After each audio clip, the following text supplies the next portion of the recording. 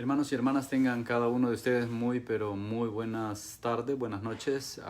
Aquí estamos nuevamente para continuar el estudio acerca de el profeta Nehemías. El jueves pasado pues dimos inicio con la introducción y en esta ocasión pues vamos a ocuparnos del capítulo 1 y espero pues que a través de este estudio podamos enriquecernos en el conocimiento de la palabra, podamos ser bendecidos, ser edificados y sobre todo que fortalezcamos nuestra comunión con el Señor. Si bien es cierto, vamos a ir cubriendo capítulo por capítulo. Hermanos, la verdad es que este libro de Nehemías encierra un mensaje extraordinario.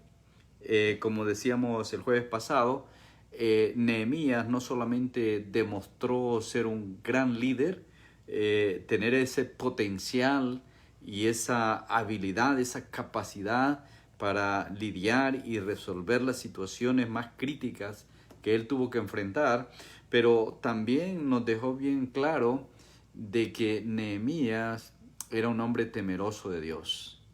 Y aquí es donde está la clave. Y ahora que vamos a entrar al capítulo 1, vamos a ver básicamente todo el capítulo se encierra en lo que es la oración de Nehemías.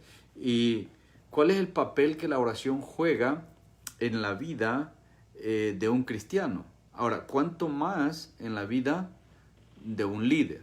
Y quisiera que todo el desarrollo que tengamos de Nehemías lo veamos a la luz de un líder en la iglesia, lo veamos a la manera de un siervo de Dios, de alguien que quiere servir a Dios, pero que realmente necesita entender lo que el liderazgo realmente es dentro del pueblo de Dios, para que podamos entonces ser efectivos y poder ejercer nuestro trabajo de la mejor manera.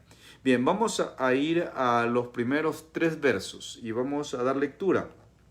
A la letra dice, palabra de Nehemías, hijo de Acalías, aconteció en el mes de Quisleu, en el año 20, estando yo en Susa, capital del reino, que vino Anani, uno de mis hermanos, con algunos varones de Judá. Y les pregunté por los judíos que habían escapado, que habían quedado de la cautividad, y por Jerusalén. Y me dijeron, el remanente, los que quedaron de la cautividad allí en la provincia, están en gran mal y afrenta, y el muro de Jerusalén derribado, y sus puertas quemadas a fuego. Bien, vamos a partir de el mensaje que Nehemías recibe, la información que llega a los oídos de Nehemías. Nehemías, siendo un judío que estaba al servicio de los sirios, que está ejerciendo una función de copero, que lo vamos a ver al final del capítulo 1, él mismo lo declara. Vamos a considerar cómo este varón tenía su corazón no solamente puesto en su Dios, en Jehová, el Dios de los judíos, pero también en su pueblo, en su gente, en su ciudad, en Jerusalén. Él anhelaba el poder ser alguien o hacer algo a beneficio de su pueblo. Entonces, resulta que en este versículo 1 encontramos la ubicación histórica en primer lugar. En el verso 1, la ubicación en la historia para poder dar crédito o poder darle credibilidad a todo el texto del libro de Nehemías es un dato muy, pero muy importante, ¿no? El tiempo que marca como un buen historiador, el escritor de Nehemías nos deja ver esos datos que son fundamentales para la ubicación en los tiempos en los cuales esto tuvo lugar. Entonces llega un grupo de judíos, y entonces Nehemías, que anhelaba tener información de su gente, pregunta. Dice, pregunté por los judíos, dice el verso 2, que habían escapado, los que habían quedado de la cautividad, y también por la ciudad de Jerusalén. O sea, en el corazón de Nehemías había interés por su pueblo, había interés por Jerusalén. Era un hombre de Dios. Y creo que esto lo vamos a seguir recalcando durante el desarrollo de los 13 capítulos. Que Nehemías era un hombre de Dios. Y esto es la clave. Este es lo que marca la diferencia entre un verdadero siervo líder y alguien que solamente ejerce un liderazgo de posición. ¿Okay? Entonces vemos acá que el mensaje que él recibe tiene 4 aspectos que son fatales, podríamos decir. ¿Okay? Porque la información es, según el versículo 3, que la gente que quedó, la gente que todavía permanece en la provincia, que está en Jerusalén, en primer lugar dice, están en gran mal. Lo leemos en el verso 3. Literalmente dice, me dijeron, el remanente, los que quedaron de la cautividad allí en la provincia, están en gran mal y afrenta. O sea, hay una situación crítica en el pueblo de Israel que prevaleció en el pueblo de Israel que está en Jerusalén, en los judíos que están en este momento ocupando la ciudad, están en una condición crítica, en gran mal y afrenta. O sea, hay una condición en la cual el pueblo está necesitado. El pueblo está desamparado, vamos a decirlo de esta manera. Después de la desolación del cautiverio. Acuérdense que esto tiene lugar al final del cautiverio. El pueblo de Israel, los judíos, van cautivos a Babilonia por causa del pecado, por causa de la idolatría. Dios los entregó en manos de Nabucodonosor, pero los 70 años de esclavitud, los 70 años de cautiverio han terminado. Ahora el pueblo necesita restaurarse, el pueblo necesita reubicarse, el pueblo necesita volverse a Dios. Y esta es la importancia de estos hombres que tenían un corazón para Dios, que tenían un corazón para su pueblo, porque son los que marcan la diferencia, y esto mismo lo vemos en las iglesias. Son los hombres y las mujeres que tienen ese corazón para el Señor, que marcan la diferencia en el servicio, en el trabajo, en todo lo que se hace en la iglesia. Marcan la diferencia este tipo de personas. Entonces vemos que la noticia es que el pueblo está en gran mal, está en afrenta. Por un lado el pueblo, por el otro lado la ciudad. Dice, el muro de Jerusalén está derribado y sus puertas quemadas a fuego. Entonces, el panorama para Nehemías es desolador, o sea, es desalentador, es como deprimente. Y si no, imagínese usted recibir una noticia de ese tipo relacionada con sus familiares que están en otro lugar, en otro país. Ver que la noticia que llega a usted es que su gente, su pueblo, su familia está en una condición mala. Y aparte, la ciudad, el pueblo está destruido. Entonces, los muros están derribados y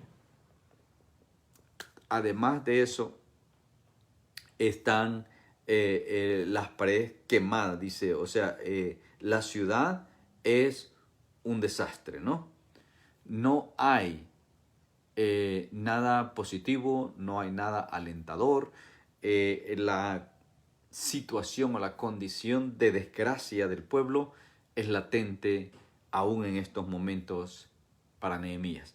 Ahora, esto solamente nos va a ayudar a nosotros a poder ahondar en el corazón de Nehemías. O sea, cómo este hombre de Dios abre su corazón en este momento para que usted y yo, hermano, que estamos estudiando en este momento este libro, podamos ver realmente el corazón de Nehemías en base a la actitud tomada por él. O sea, él toma una actitud de empatía.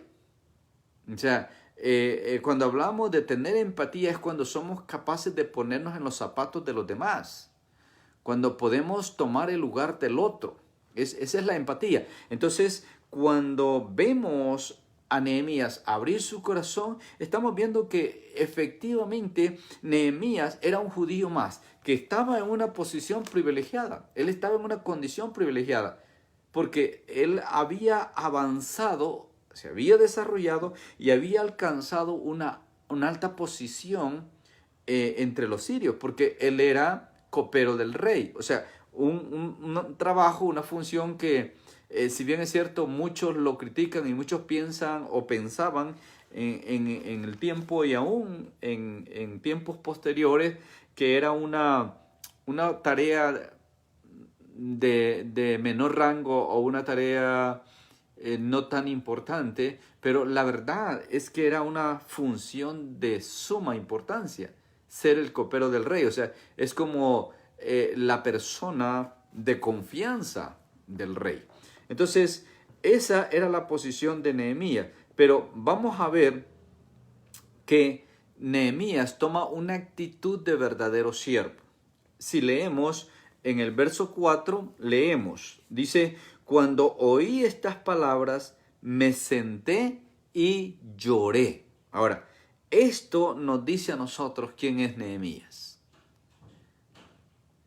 Cuando escuchó estas palabras, que Israel, que los judíos que estaban allá estaban en tremendo mal y que la ciudad estaba destruida, que los muros están derribados y las puertas quemadas, dice, lloré e hice duelo por algunos días.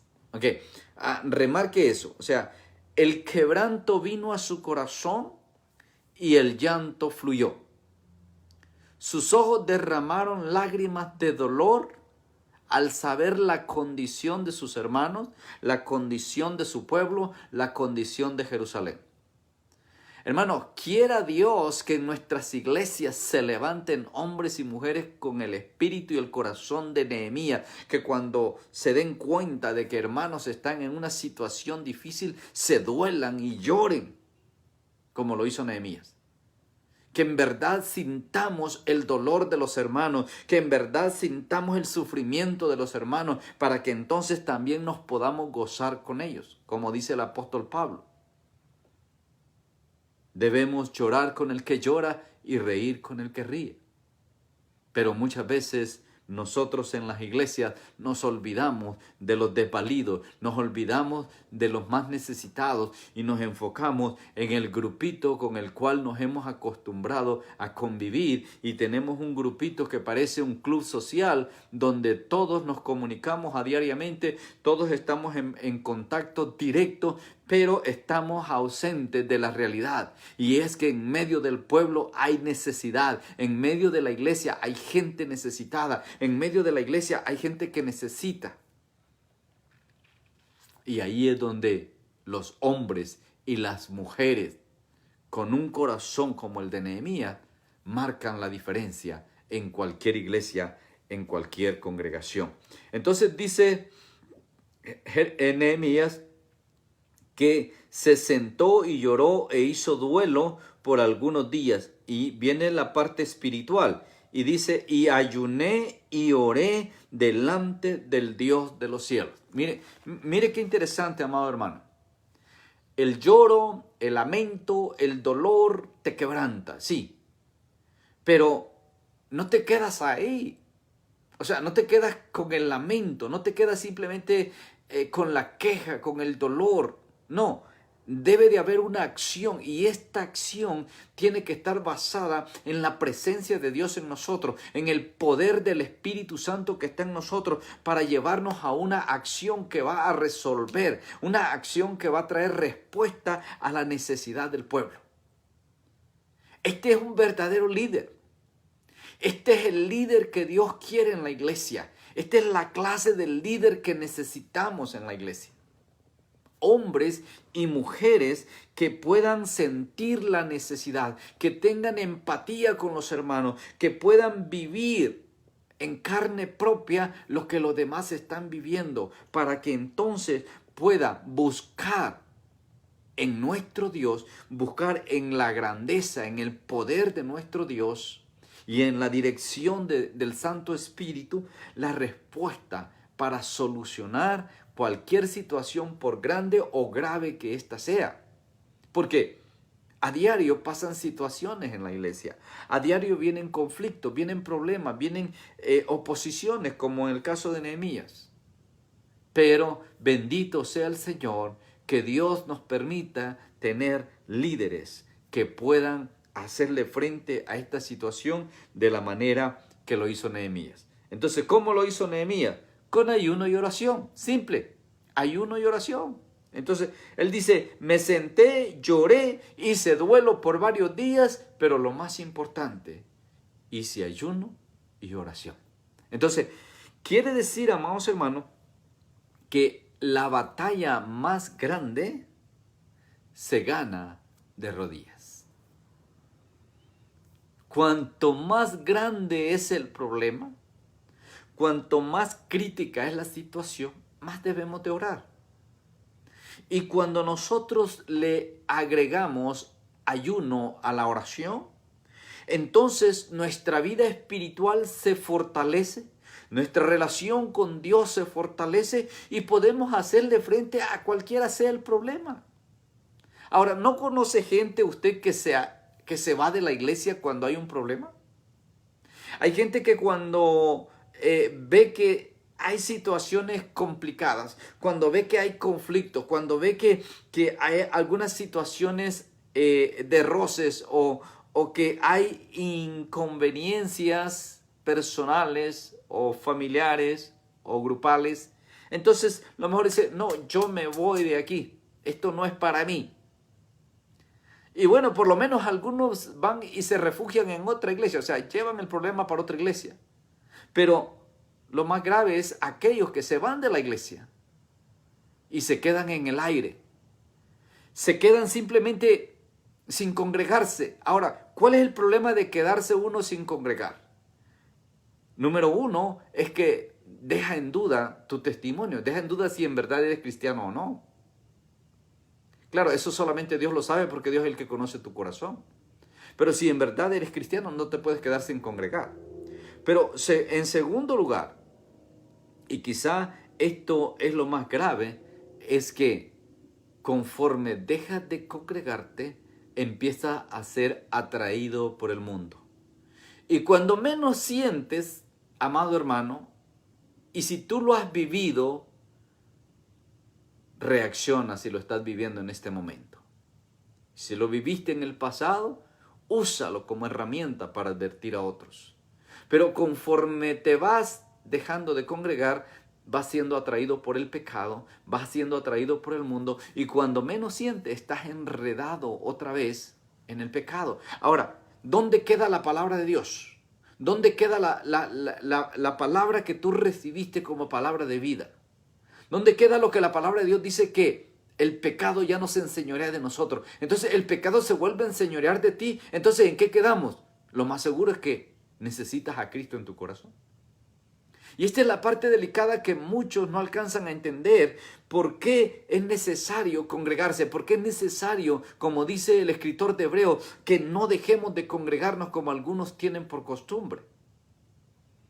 Porque le estamos abriendo la puerta al enemigo, estamos dando lugar a que el enemigo se aproveche y llene nuestra mente con cosas vanas y terminemos alejándonos de nuestro Señor y Salvador.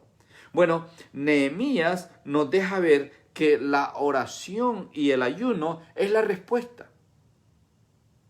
O sea, no hay nada que yo pueda innovar, no hay nada que yo pueda inventar, no hay nada que yo pueda hacer surgir si no es el ayuno y la oración. ¿Por qué? Porque, amados hermanos, nosotros como cristianos tenemos que hacerle frente a todas las cosas con ayuno y oración. Me da pena escuchar de hermanos cristianos que están aterrados por la situación que el mundo está viviendo. ¿Por qué? ¿Por qué dejarnos intimidar? ¿Por qué aterrorizarnos? ¿Por qué estar asustados? Si tenemos nosotros a nuestro favor al creador del universo, al dador de la vida. Y tenemos en nuestras manos un arma muy poderosa, que es la oración, que es el ayuno. Eso es lo que tenemos que usar. Fortalezcamos la oración, fortalezcamos el ayuno, pero muchos de nosotros no nos queda tiempo para orar. Muchos de nosotros creemos que ayunar es aguantar hambre y yo no estoy dispuesto a aguantar hambre. Si para ti el ayunar es aguantar hambre, entonces mejor no lo hagas. Porque si bien es cierto, nos vamos a abstener del alimento, pero es con el fin de alimentar nuestro espíritu. Entonces, la oración y el ayuno son armas poderosas disponibles para todos los cristianos. Ahora, ¿cuánto más para aquellos que ocupamos un liderazgo en la iglesia? Para aquellos que tenemos una función de líder, ¿cuánto más tenemos que usar el ayuno y la oración? Nuestro presidente, unos par de días atrás, me dio gusto escucharlo diciendo que necesitamos aumentar la oración. Necesitamos orar más. Yo no sé si vino de su corazón o un gesto político, lo que haya sido, pero el punto es que él manifestó la importancia de la oración. Y eso es lo que todos los cristianos tendríamos que hacer. En vez de estar encerrados, asustados, temblando por lo que está pasando en el mundo, deberíamos de salir con las manos en alto, levantando manos santas, como dice la Escritura, en un clamor para combatir esta situación. Y así como muchos han salido a manifestar en una forma desordenada, nosotros los cristianos podríamos no manifestar, pero proclamar la grandeza de nuestro Dios y clamar a la misericordia de Dios para que esta situación pare. El único que la puede parar es Dios. Porque independientemente cuál sea el origen y cuál sea el objetivo de esto, Dios tiene el control. Y si nosotros le dejamos a Él el control y le permitimos a Él que se glorifique, hermano, el apóstol Pablo dice, si Dios es con nosotros, ¿quién contra nosotros?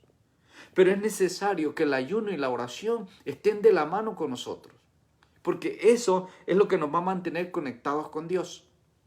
Entonces, no solamente vemos en este libro el gran liderazgo de Nehemías, sino podemos ver su carácter y podemos ver su personalidad y podemos ver su conexión con Dios, que es por encima de todo lo más importante, porque es mi conexión con Dios la que rige mi carácter, mi personalidad y mis acciones van regidas dentro de la voluntad de Dios cuando yo estoy cerca de su corazón. Queremos servirle al Señor, queremos ser siervos de Dios, queremos trabajar en la obra del Señor, pero hermanos, tenemos que estar cerca del Señor, porque no podemos hacerlo a distancia. Hoy día está de moda el trabajo virtual, o sea, todo el mundo está trabajando desde su casa, pero, hermano, el trabajo en la obra del Señor tiene que nacer en tu corazón. Y para ello, tienes que acercarte al Señor. Tienes que buscar cada día del Señor. Tienes que implementar en tu dieta diaria el ayuno y la oración. Simple. Esa es la receta de Nehemías. Lo vemos acá. Dice que lo que hizo él fue orar y ayunar.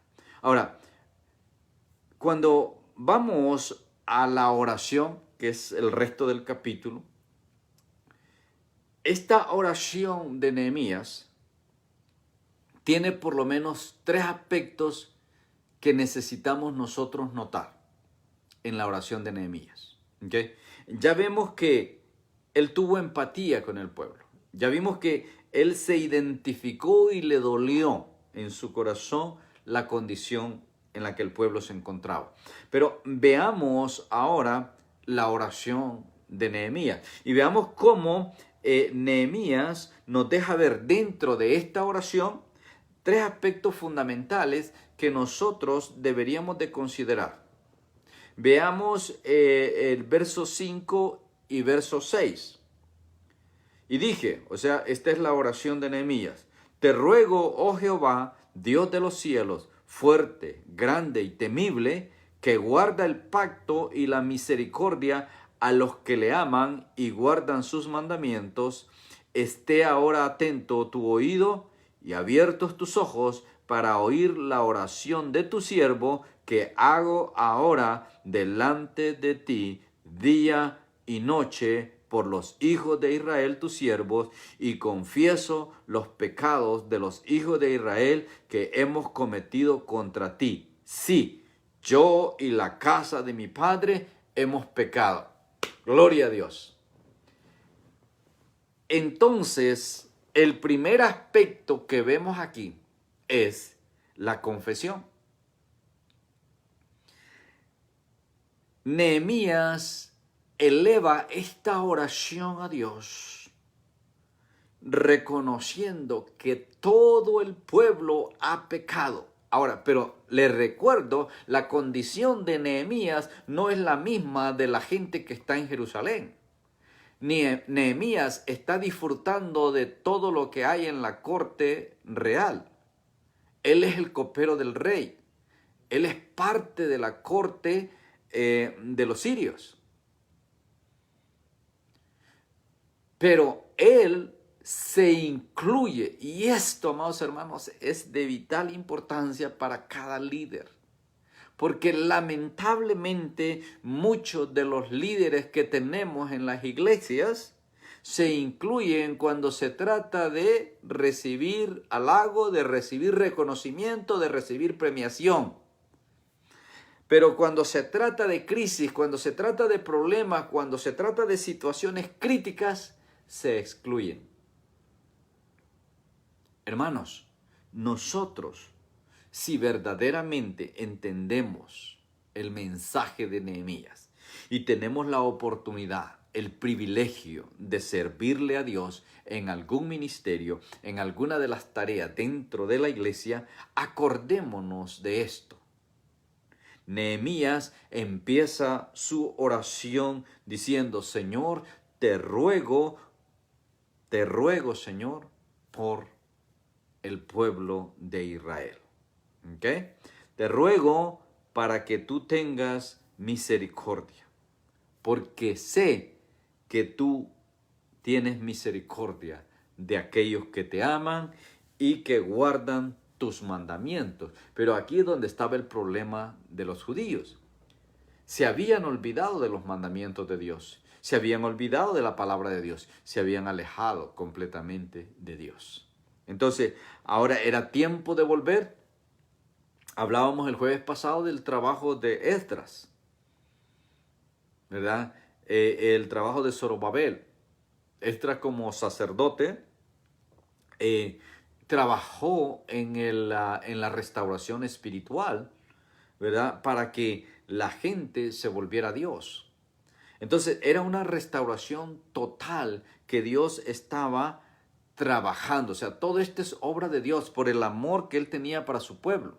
Porque Dios se lo había prometido. O sea, después que cumplan su tiempo de cautiverio, entonces yo los voy a recoger de nuevo y los voy a restaurar. Esa era su promesa. Entonces vemos que Dios está trabajando detrás de todo esto para restaurar a su pueblo. Pero hablando de los tres aspectos de la oración, vemos que no solamente confiesa el pecado del pueblo, pero también se incluye como parte del pueblo. ¿Okay? Y entonces esta parte es la que a muchos de nosotros nos cuesta. Porque muchas veces nosotros estamos mirando los errores de los demás y muchas veces nos ponemos a juzgar lo que los demás hacen y nos olvidamos de que somos un pueblo, somos una iglesia, somos el cuerpo de Cristo. Y entonces cualquier error que cualquier hermano cometa me conecta a mí. ¿Por qué? Porque somos parte del mismo cuerpo. Entonces, esa es la parte que muchos hermanos se han perdido en la iglesia. La conexión que tenemos entre hermanos como el cuerpo de Cristo. Somos un solo cuerpo, somos un mismo cuerpo, tenemos un mismo espíritu, hemos recibido un mismo bautismo, dice la Escritura. Entonces, nosotros tenemos que aprender que los errores de los demás hermanos también nos implican a nosotros. Y por eso es que debemos de velar por la santidad. Por eso es que debemos de velar por la sana doctrina. Por eso es que nosotros tenemos que hacer todo nuestro trabajo para que el cuerpo de Cristo, la iglesia, funcione de la manera correcta. Entonces, vemos a Nehemías rogando a Dios, ¿okay? Porque Dios tenga misericordia, ¿no? Dice, te ruego, oh Jehová Dios de los cielos, fuerte, grande y temible, que guarda el pacto y la misericordia a los que le aman y guardan sus mandamientos, que tu oído esté atento y tus ojos para escuchar, para atender la oración que tu siervo hace en este momento delante de ti. Ojo con esto, día y noche. O sea, Nehemías entró en un tiempo continuo de clamor delante de Dios. O sea, día y noche Nehemías se la pasaba clamando a Dios por el pueblo de Israel. Entonces, esto nos deja ver, amados hermanos, que para Nehemías la condición en la que el pueblo de Israel o los hijos de Israel se encontraban era una situación que le inquietaba, pero que le incomodaba, que él anhelaba que hubiera una solución.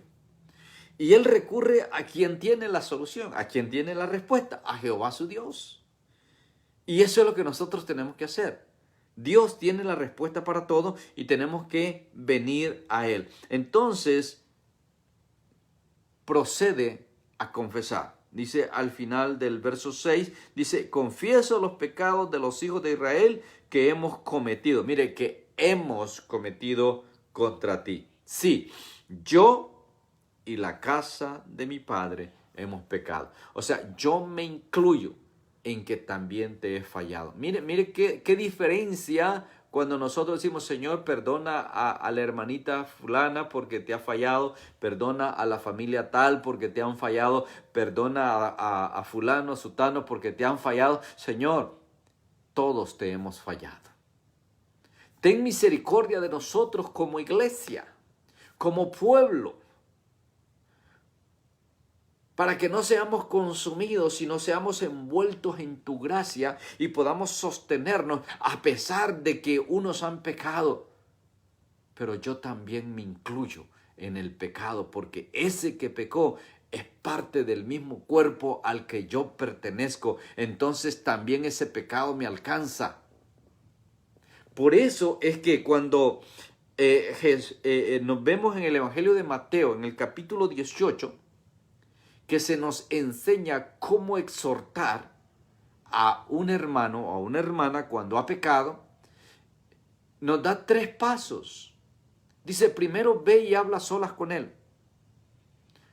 Si no se corrige, dice, después toma 2 testigos y ve y hablan con él, para que hayan 2 testigos. de que se le ha hecho ver el error. Y si después de haber hecho eso, el tercer paso dice, entonces, preséntenlo a la iglesia.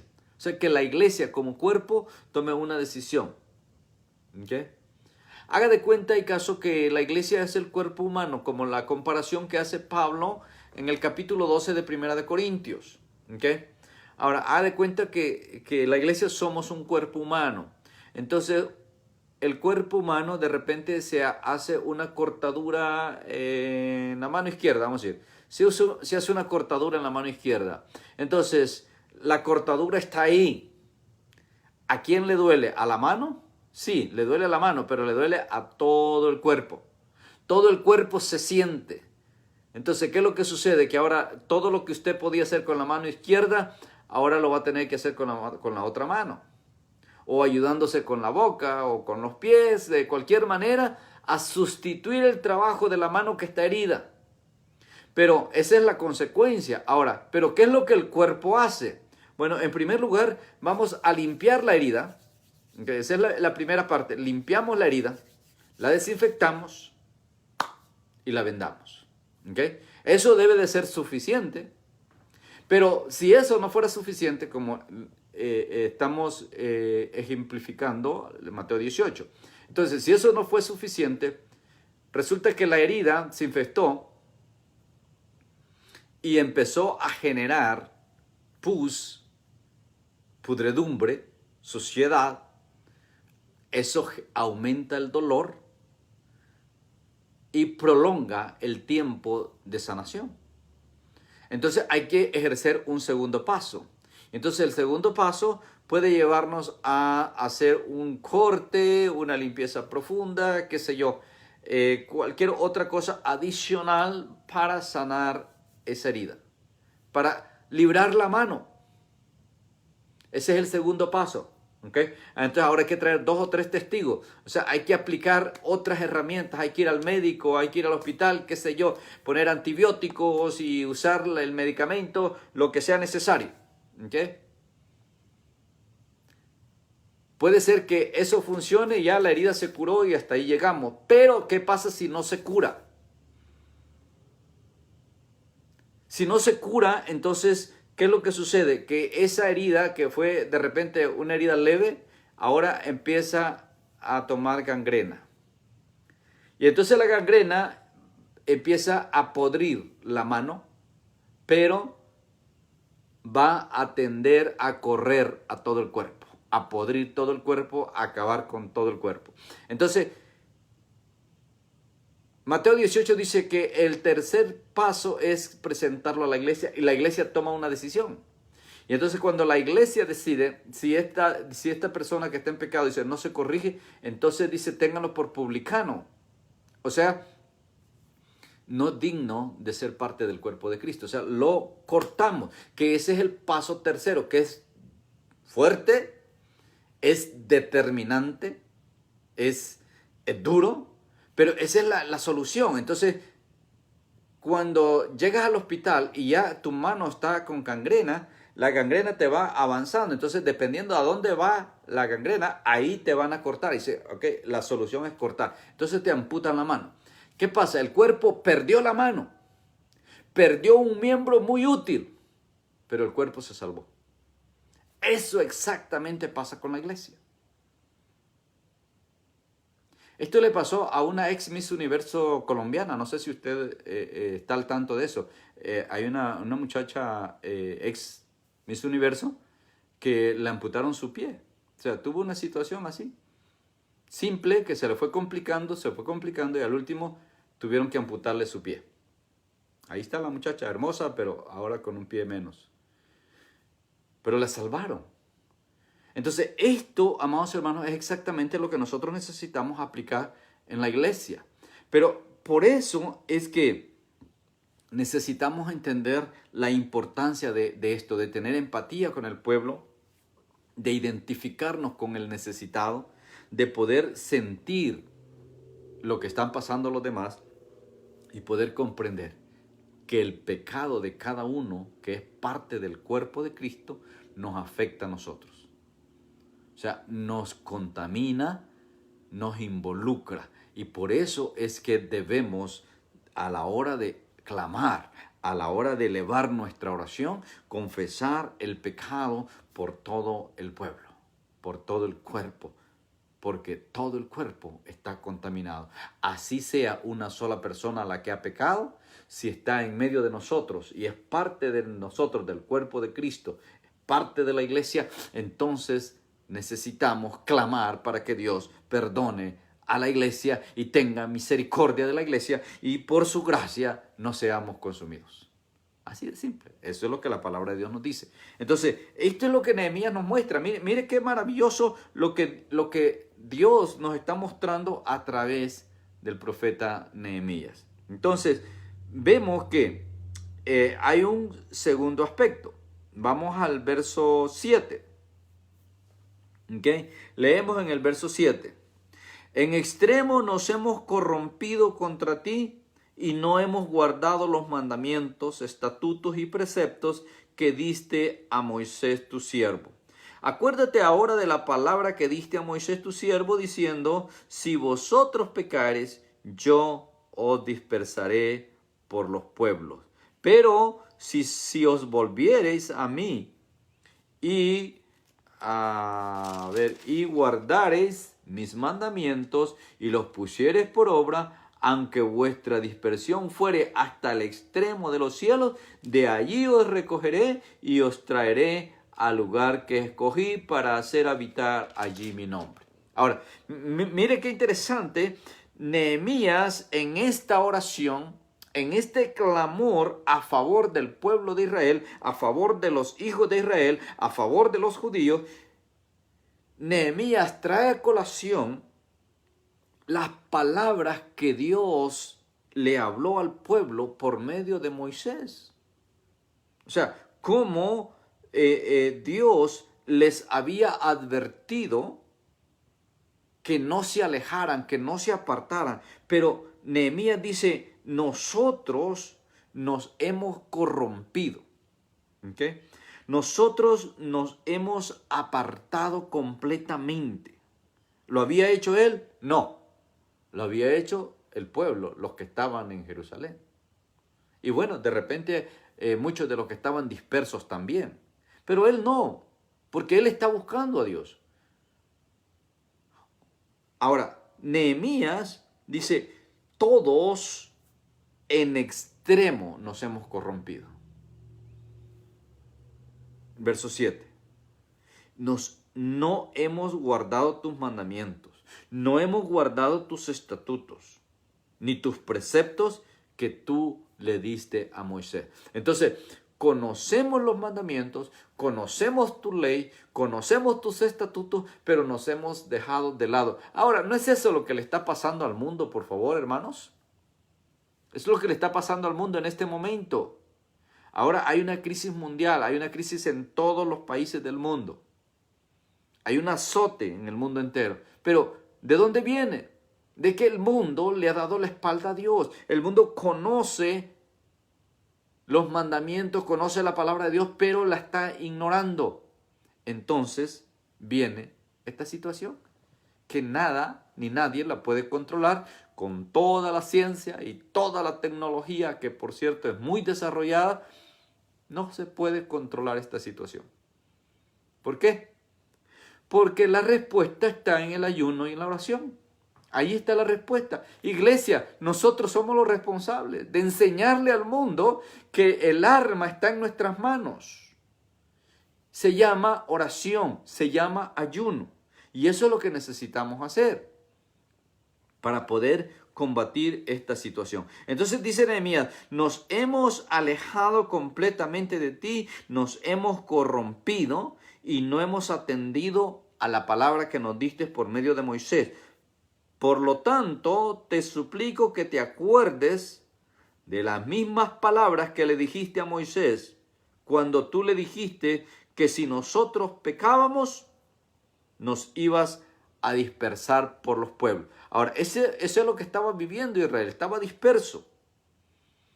Las 10 tribus del norte prácticamente desaparecieron y la parte del sur de Judá estaba cautivo en Babilonia, y ahora todo el mundo está disperso. Hay unos cuantos, hay un pequeño remanente en Jerusalén y están en plena desgracia, están, como dice el mensajero a Nehemías, están bien mal y en tremenda afrenta y tienen los muros derribados y las puertas quemadas. O sea, es un desastre.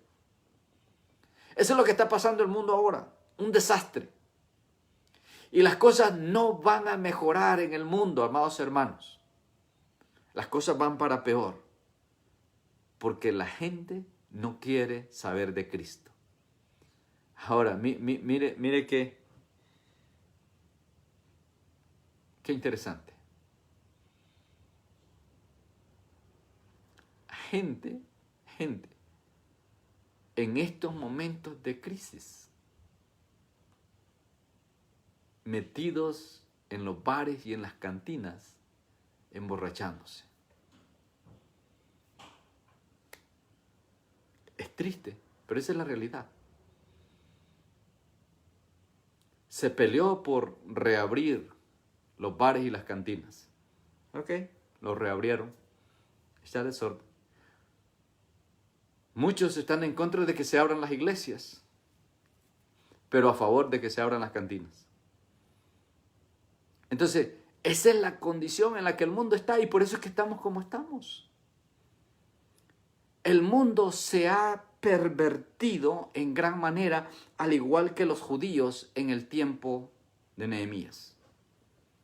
Y esto es lo que el mundo necesita entender para que nos volvamos a Dios, porque esta es la promesa y esto es lo que Nehemías recuerda en su oración. Él dice, tú le dijiste a Moisés que si pecábamos nos ibas a dispersar por todas partes, pero también le dijiste que si nos volvíamos a ti, y volvíamos a guardar tus mandamientos y nos esforzábamos en ponerlos en práctica de nuevo, entonces tú nos ibas a recoger en el lugar que tú escogieres para hacer habitar allí tu nombre. Ahora, esa palabra fue dada por medio de Moisés. Fue repetida a Salomón. Si usted se recuerda en Segunda de Crónicas, en el capítulo 7 por ahí, cuando Salomón dedica el templo, Dios le reafirma estas mismas palabras, refiriéndose al templo, diciéndole, aquí yo voy a estar pendiente, mis oídos y mis ojos van a estar puestos en esta casa, y todos los que pequen, cuando vengan y oren aquí arrepentidos y convertidos, su pecado le va a ser perdonado. Volvernos a Dios es lo que necesitamos, es lo que el mundo necesita. Si nos volvemos a Dios, Él está dispuesto a perdonarnos, ¿verdad? Entonces, vemos, amados hermanos, que en estos versos 7 al 9, Nehemías nos deja ver cuán importante es volvernos a Dios. Entonces, como primer aspecto vimos la confesión, segundo aspecto, el volver a Dios. O sea, el arrepentimiento tiene que ir acompañado de conversión, en otras palabras. Tú te puedes arrepentir, pero si no te conviertes, vas a seguir haciendo lo mismo.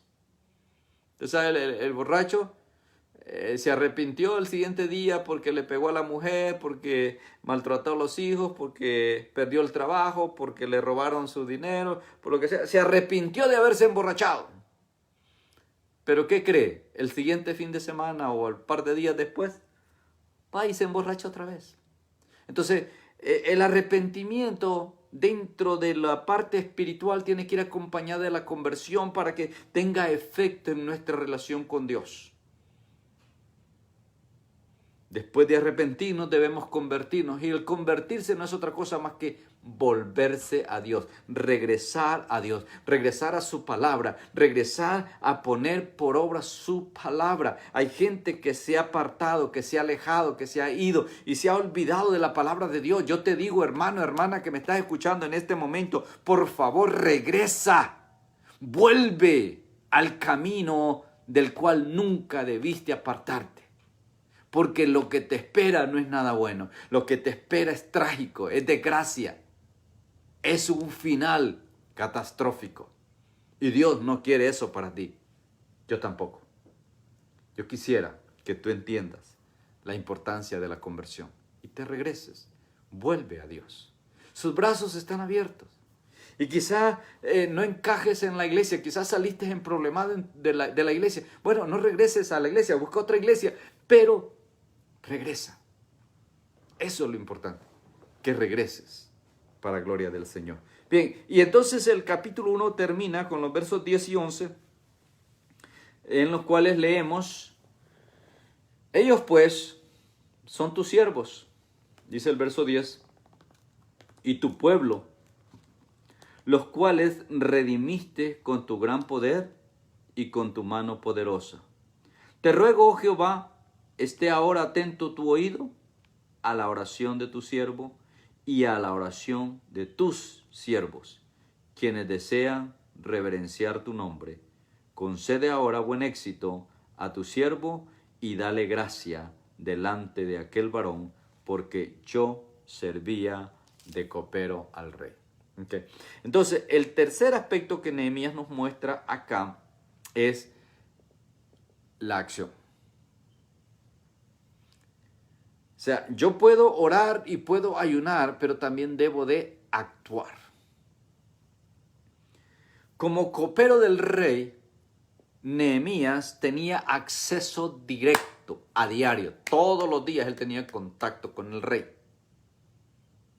Entonces, la oración de Nehemías se dirige al hecho de que él pudiera hallar gracia delante del rey. ¿Para qué? Para que con el favor del rey él pudiera hacer algo. Jerusalén era provincia de Siria. O sea, estaba bajo el dominio de Siria. Y conforme vayamos desarrollando el libro, vamos a ver que al final, pues, él termina siendo el gobernador de la provincia.